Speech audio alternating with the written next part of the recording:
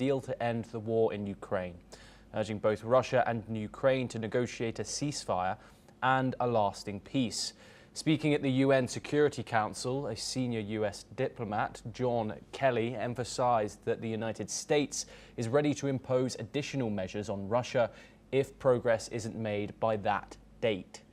Moscow and Kiev have held several rounds of talks, but no significant breakthrough has been achieved. While Russia has pledged to continue talks in Istanbul, Ukraine insists on a full, immediate ceasefire as a critical step towards peace. Here is what a senior US diplomat, John Kelley, had to say. Both Russia and Ukraine must negotiate a ceasefire and durable peace. It is time to make a deal. President Trump has made clear this must be done by August 8th. The United States is prepared to implement additional measures to secure. We're once again joined by Dr. Nagao to discuss the ongoing Russia and Ukraine conflict. Dr. Nagao, obviously this comes just a day after a devastating attack in the Ukrainian capital, which the death toll has now risen to 28 people. This was done using drones and missiles. What's been your thought on the president's current stance on this war? Obviously, he has reduced the deadline down to 10 days instead of the 51 that was previously announced. What are your thoughts on this new deadline now of August the 8th? And do you think it's possible that the two adversaries reach a deal by that point? Okay. Trump administration want to negotiate with Russia to seek the ceasefire. But then for a long time they try to do, because Trump administration want to focusing on the focusing on China instead of Russia, so they try to do.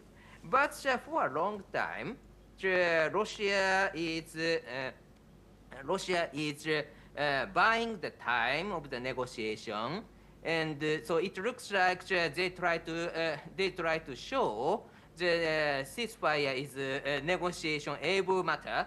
But indeed, Russia do not have the will to end this battle just now, because they are winning some part of the and they are getting some territory, and so that's why the continuing the war is beneficial for Russia.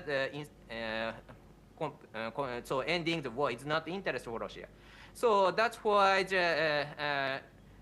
Russia's way is buying time to avoid additional sanctions. So view from Trump administration, they are waiting for a long time, nearly 6 months, and many audiences in the world start to think the Trump administration's policy to seek the ceasefire is a failure policy. So that's why this is shame for the Trump administration. So now the Trump administration need to admit this negotiation is meaningless, and need to set up the clear date to end this negotiation. So that's why this date, August 8th, is meaningful. Trump administration gave up the negotiation to end the ceasefire negotiation, and instead of this imposing sanction, more tougher sanction. In this case, so that's why this August 8th, the clear date is very important. Dr. Nagao, Russia has not said that it wants a full and immediate ceasefire. It does say it wants peace, however, Ukraine has said that it does want that. This is the same as Donald Trump's message as well. What do you, given Vladimir Putin's actions and Russia's current actions in the war in Ukraine, what are your thoughts about Vladimir Putin's statement and the sincerity of it when he says that Russia wants peace? Russia wants peace to avoid additional sanctions. So the attitude towards the United States is, it looks like they are seeking the peace, ceasefire is their interest, but reality is completely opposite. They want to continue the war. Because since 2014, gradually, one by one, they get the territory.